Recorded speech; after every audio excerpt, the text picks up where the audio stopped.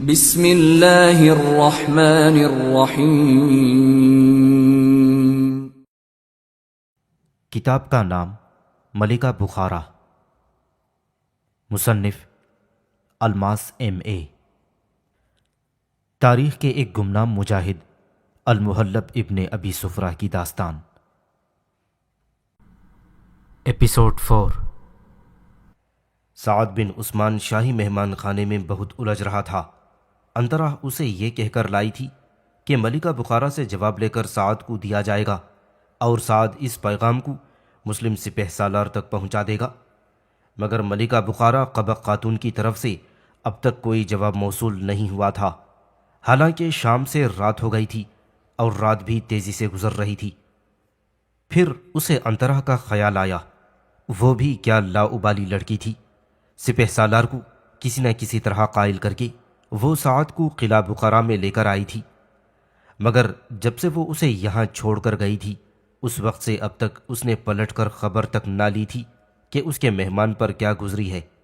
کہاں تو وہ دزدیدہ نظری اور مسکرا کر باتیں کرنا، اور کہاں یہ بے مروتی کہ محل میں پہنچ کر کسی کام میں ایسی الجھی کہ مہمان خانے کا راستہ بھی بھول گئی۔ سعد کو خیال نے آ گھیرا، کہیں اسے قید تو نہیں کر لیا گیا ہے۔ اس نے وزیر اعظم بخارا کے موجود ہوتے ہوئے مسلم سپہ سالار سے بڑھ بڑھ کر باتیں کی تھیں۔ ہو سکتا ہے وزیر اعظم نے ناراض ہو کر ملکہ سے اس کی شکایت کر دی ہو۔ کچھ بھی ہو، انتراہ کو ضرور آنا چاہیے تھا۔ اگر ملکہ نے اب تک کوئی جواب تیار نہیں کیا تھا تو بھی انتراہ کو یہاں آ کر اسے مطمئن کرنا تھا۔ پھر سعد کو مہمان خانے کے باہر لوگوں کے تیز تیز چلنے کی آوازیں سنائی دیں۔ اس نے گھبرا کر باہر دیکھا تو وہ پریشان ہو گیا۔ مہمان خانے کے اندر باہر جتنے غلاموں اور کنیزوں کو مقرر کیا گیا تھا ان سب کو وہاں سے ہٹایا جا رہا تھا اور ان کی جگہ نظام بردار فوجی مقرر کیے جا رہے تھے۔ یا اللہ، یہ کیا ہوا؟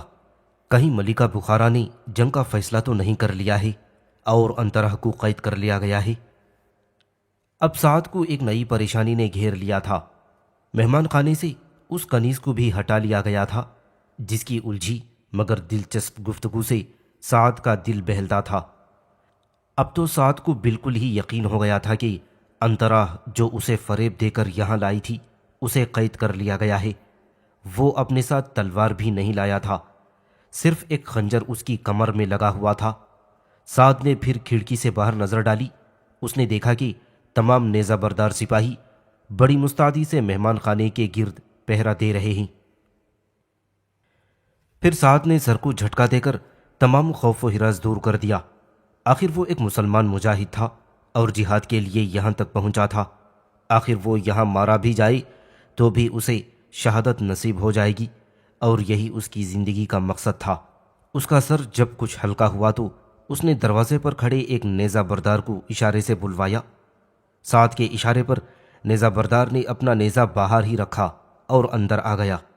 سعد کے کچھ کہنے سے پہلے ہی سپاہی نے ادب سے کہا، کیا حکم ہے معزز مہمان؟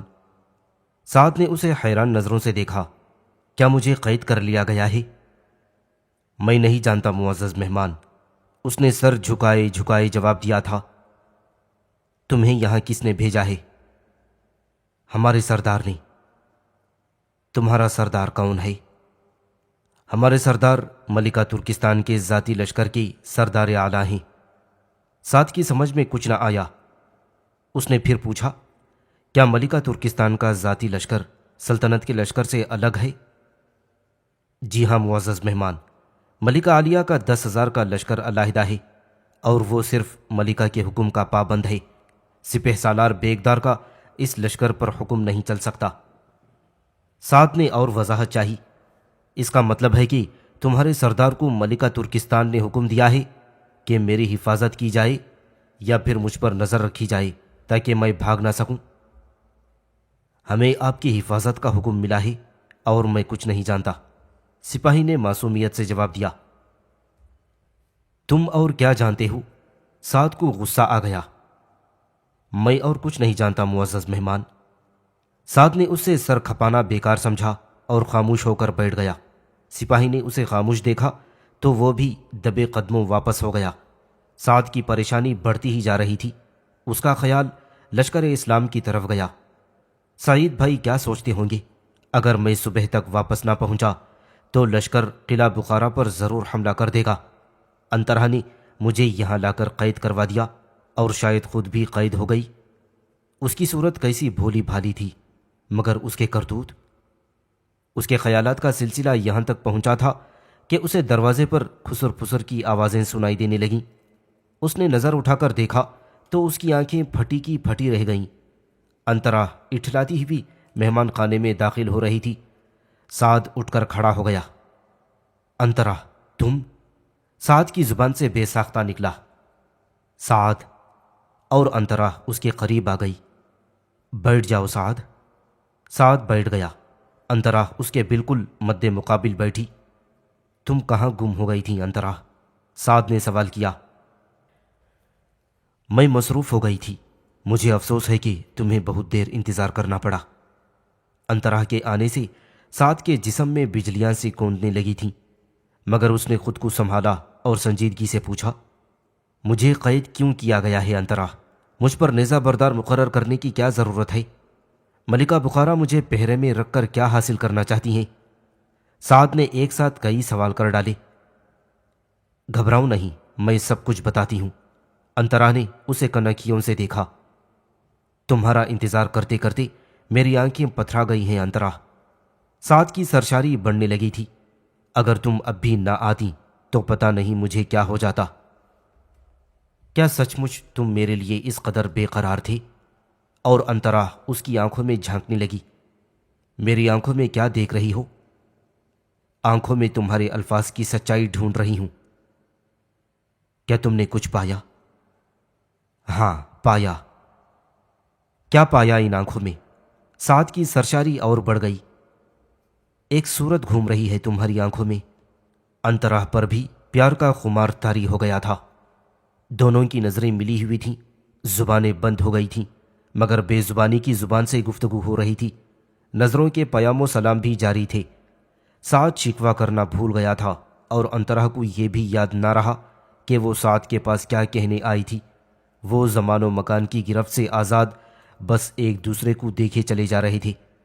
نظروں سے خاموش گفتگو کا یہ سلسلہ دیر تک جاری تھا اور نہ جانے کب تک جاری رہتا کہ دروازے پر کسی عورت کے زور زور سے بولنے کی آواز سنائی دی۔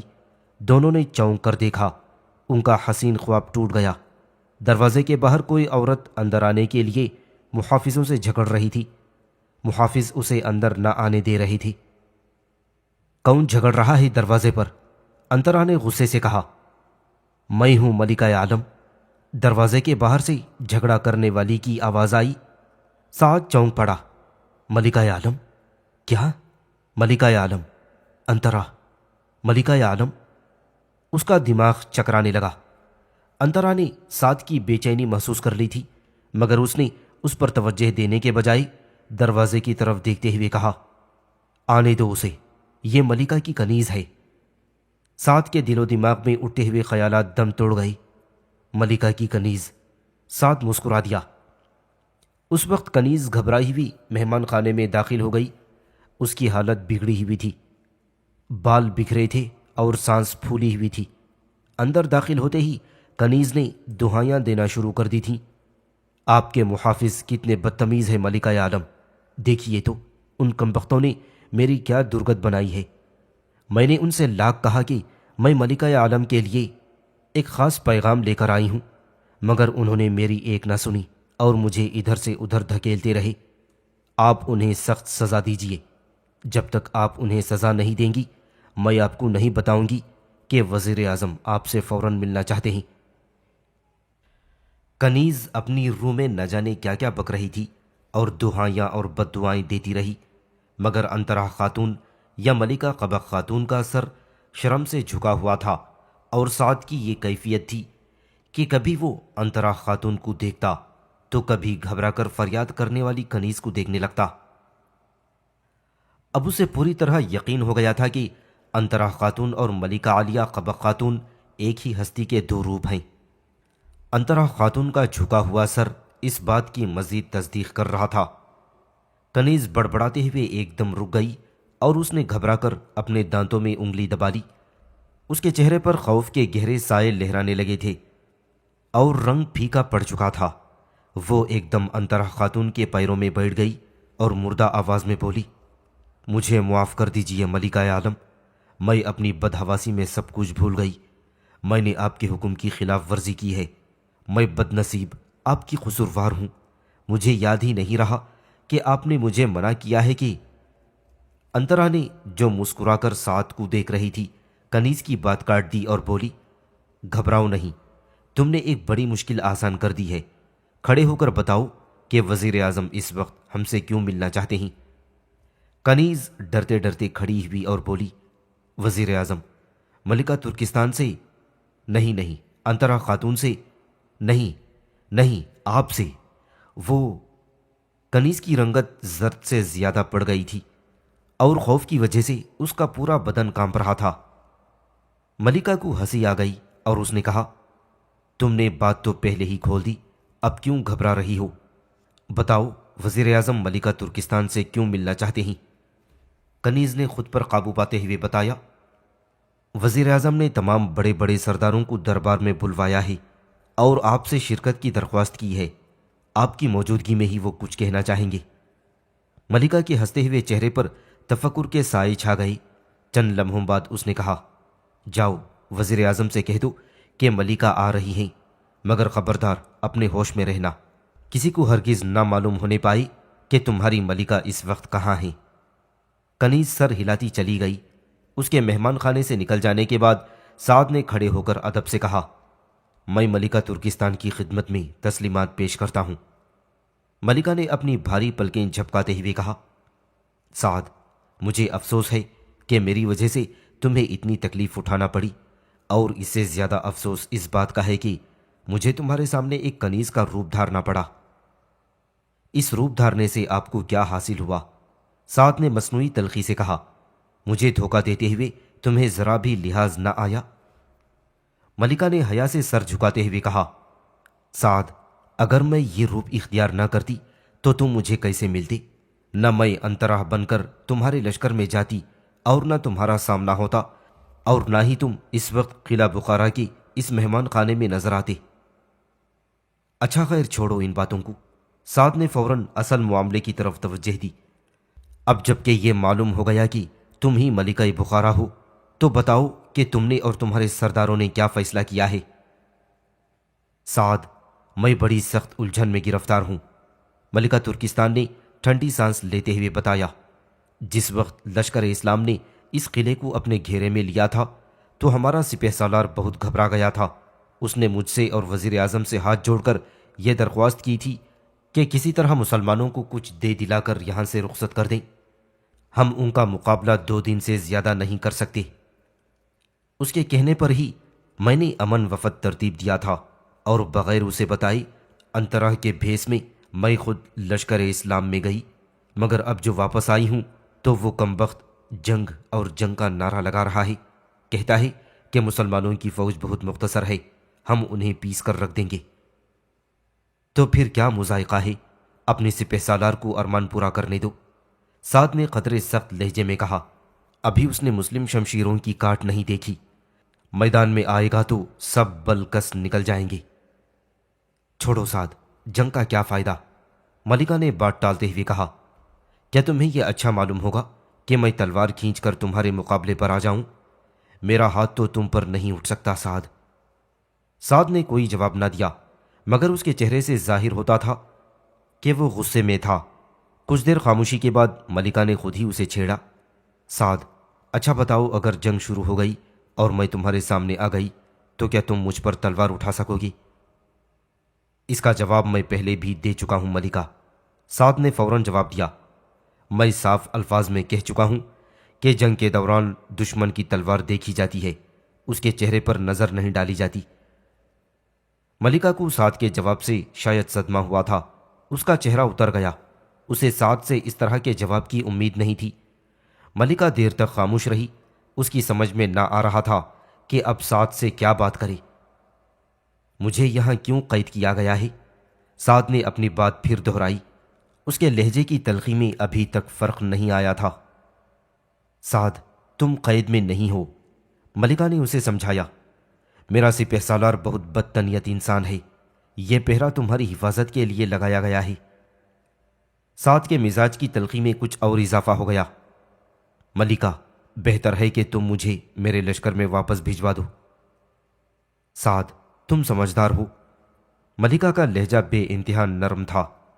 تمہیں معلوم ہے کہ قلعے کے چپے چپے پر پہرا لگا ہوا ہے، سپہ سالار کے جاسوس ہر طرف گھوم رہے ہیں۔ ابھی تک انہیں یہ معلوم نہ ہو سکا کہ تم کہاں مقیم ہو۔ میں نے تمہاری حفاظت کے لیے 10,000 کا لشکر مقرر کر دیا ہے۔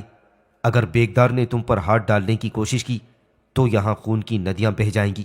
ایسی صورت میں تمہیں باہر نہیں نکالا جا سکتا۔ مگر تم یہ کیوں نہیں سوچتی کہ سعید بھائی میرے لیے کس قدر پریشان ہوں گے؟ سعد نے بھائی کے بہانے سے بات کی۔ یہ بات بھی ہے کہ میں یہاں قید نہیں رہ سکتا۔ اب ملکہ نے خوشامدانہ انداز اختیار کیا۔ سعد، میں تمہیں ضائع نہیں کر سکتی۔ مجھے تمہاری پریشانی اور سپہ سالار کی بے چینی کا پورا احساس ہے، مگر قلعے کے حالات ایسے نہیں کہ کسی قسم کا خطرہ مول لیا جائے۔ میں کوشش کر رہی ہوں کہ سپہ سالار اپنی ہٹ دھرمی سے باز آ جائے۔ اگر وہ نہ مانا تو میں نے اس کا علاج بھی سوچ لیا ہے۔ ملکہ کھڑی ہو گئی۔ کیا تم جا رہی ہو؟ سعد نے گھبرا کر پوچھا۔ اس کا غصہ ایک دم ختم ہو گیا۔ ملکہ نے اسے غور سے دیکھا۔ اگر تم چاہتے ہو تو میں یہاں ذرا دیر اور ٹہر لوں، تو پہلے تم اپنا غصہ تھوک دو۔ سعد نے جلدی سے کہا، مجھے بالکل غصہ نہیں، تم کچھ دیر اور ٹہرو۔ اس پر ملکہ بیٹھ گئی۔ پھر دونوں ادھر ادھر کی باتیں کرنے لگے۔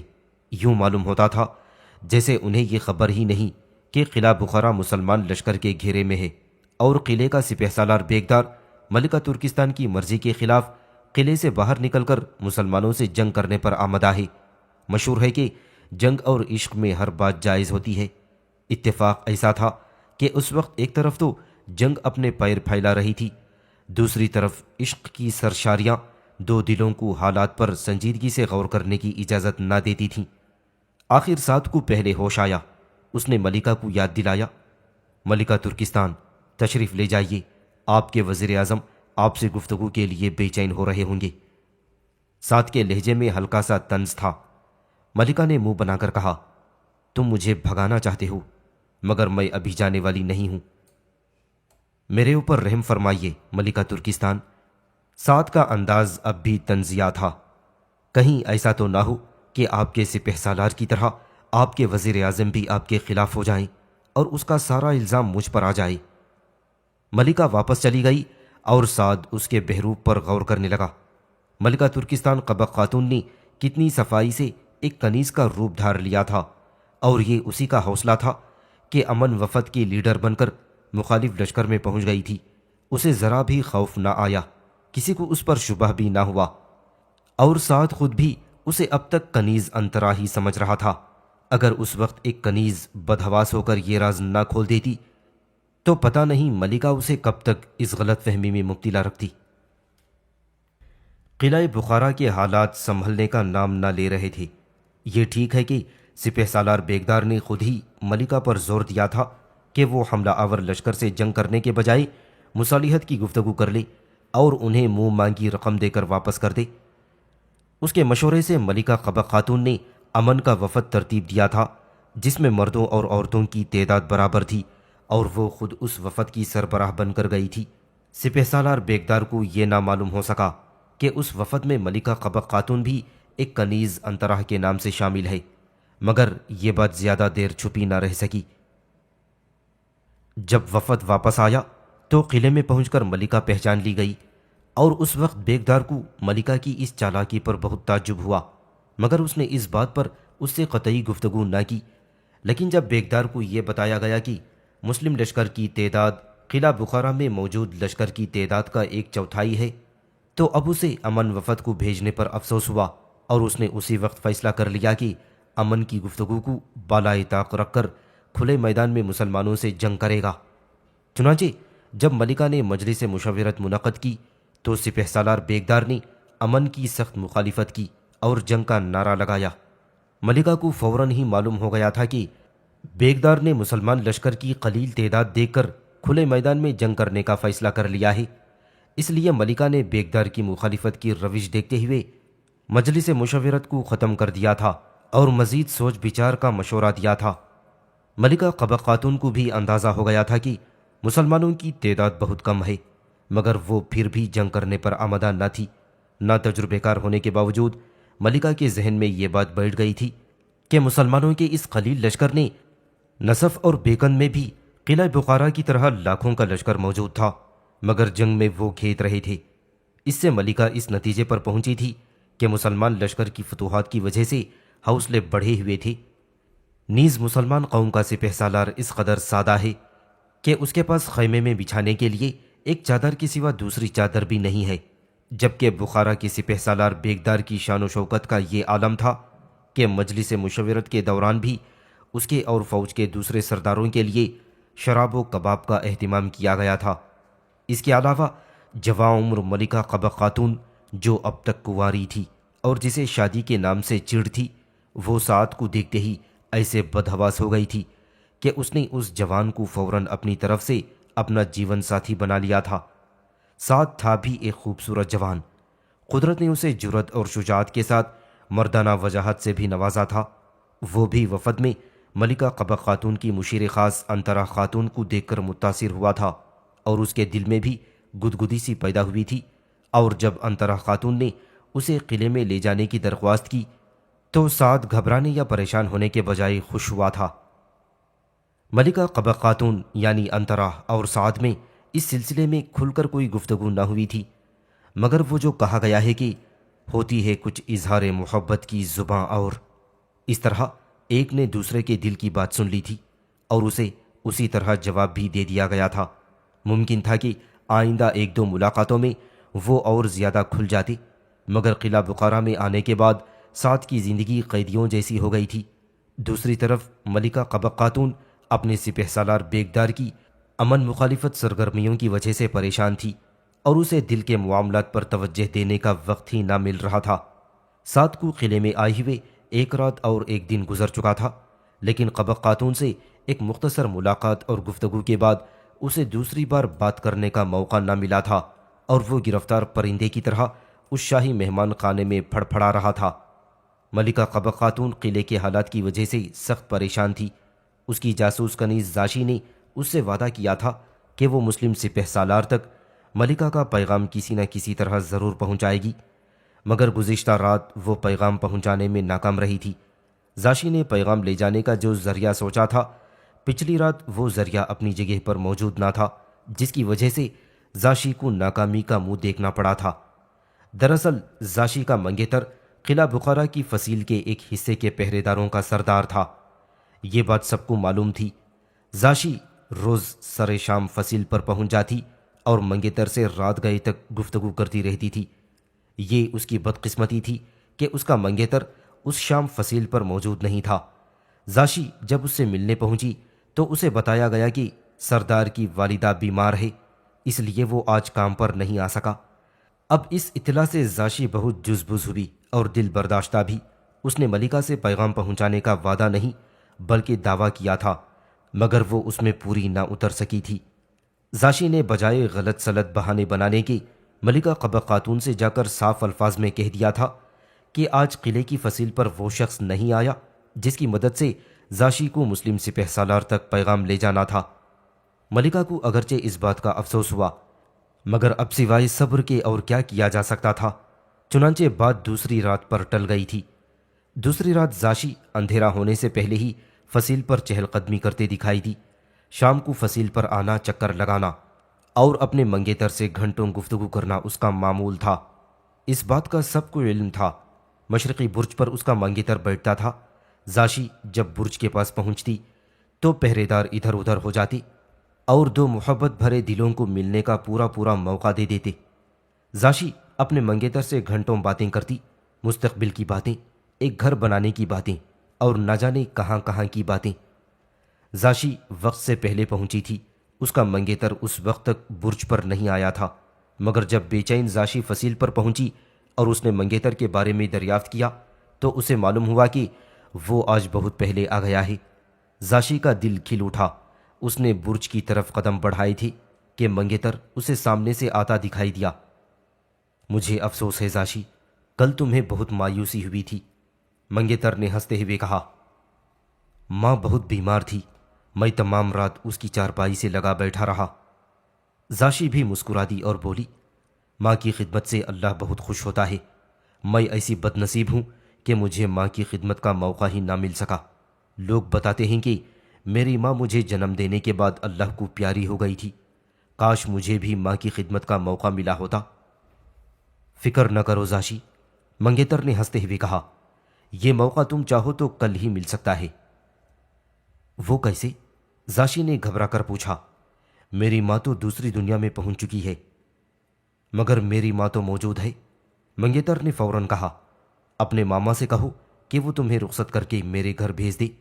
میرے گھر تم ماں کی خدمت کر سکتی ہو۔ یہ تو ٹھیک ہے، زاشی نے انگلیاں چٹکاتے ہوئے کہا، مگر ماما تو 1 سال سے پہلے میری شادی کرنے کے لیے تیار ہی نہیں۔ وہ کہتے ہیں کہ زاشی ابھی بچی ہے۔ یہ کہتے ہوئے زاشی آپ ہی آپ شرما گئی اور دونوں ہاتھ منہ پر رکھ لیے۔ منگیتر نے اس کے دونوں ہاتھ منہ سے ہٹاتے ہوئے کہا، تو کیا تم واقعی ابھی بچی ہو؟ منگیتر نے اسے چھیڑا۔ زاشی نے سنجیدگی اختیار کرتے ہوئے کہا، آج باتیں بند، ایک ضروری کام پر جانا ہے۔ منگیتر نے مصنوعی غصہ دکھایا۔ ضروری کام تھا تو پھر یہاں کیوں آ گئیں؟ یہی کام ہے۔ زاشی نے فصیل کے اوپر سے باہر کی طرف نظر دوڑائی۔ ادھر کیا دیکھ رہی ہو؟ منگیتر نے اسے خوفزدہ کرنا چاہا۔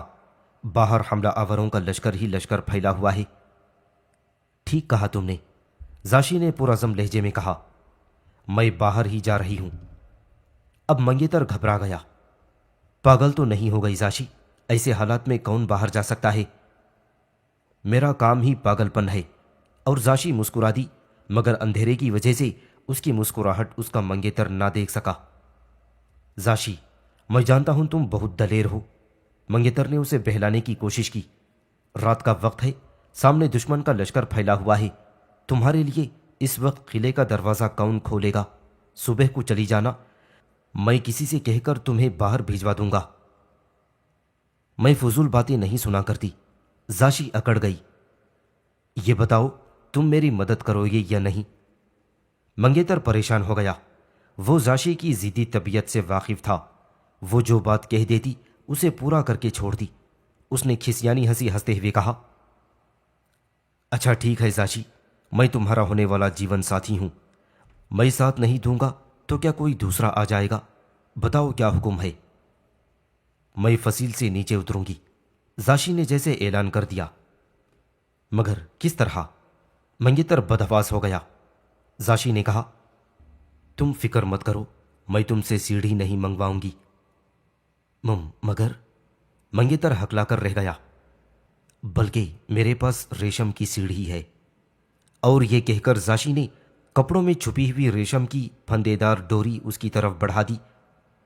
ڈوری میں پھندے پڑے ہوئے ہیں، تم رسے سے نیچے لٹکا کر اوپر سے پکڑے رکھو۔ جب میں نیچے اتر جاؤں گی تو یہ سیڑھی اوپر کھینچ لینا۔ اور واپس کیسے آؤ گی؟ مجھے کیسے معلوم ہوگا؟ جب آدھی رات کا گجر بجے گا تو میں واپس آ جاؤں گی۔ زاشی نے یوں جواب دیا جیسے اسے سوال پہلے سے ہی معلوم تھا۔ گجر کی آواز کے ساتھ سیڑھی نیچے لٹکا دینا، سمجھ گئے نا؟ مگر تم خندق کیسے پار کرو گی؟ کیا تیر کر دوسری طرف جاؤ گی؟ منگیتر نے اس کا حوصلہ پست کرتے ہوئے کہا۔ زاشی نے ہنس کر جواب دیا، یہ میرا سر درد ہے، اسے میں بھگتوں گی۔ اچھا جلدی کرو اور سیڑھی نیچے لٹکا دو۔ منگیتر کے ہاتھ مشین کی طرح حرکت کرنے لگے تھے۔ اس نے سیڑھی نیچے لٹکا دی۔ زاشی دم کے دم میں پھندوں میں پیر رکھتی نیچے اتر گئی۔ منگیتر نے جھانک کر دیکھا، نیچے اندھیرے میں اسے زاشی دکھائی نہ دی۔ اس کا دل زور زور سے دھڑکنے لگا، اور پھر دھڑکتے دل سے ہی آواز ابھری، فکر کیوں کرتا ہے؟ زاشی تو اس طرح کے موت کے کھیل روز ہی کھیلا کرتی ہے۔ اور منگیتر بالکل مطمئن ہو گیا تھا۔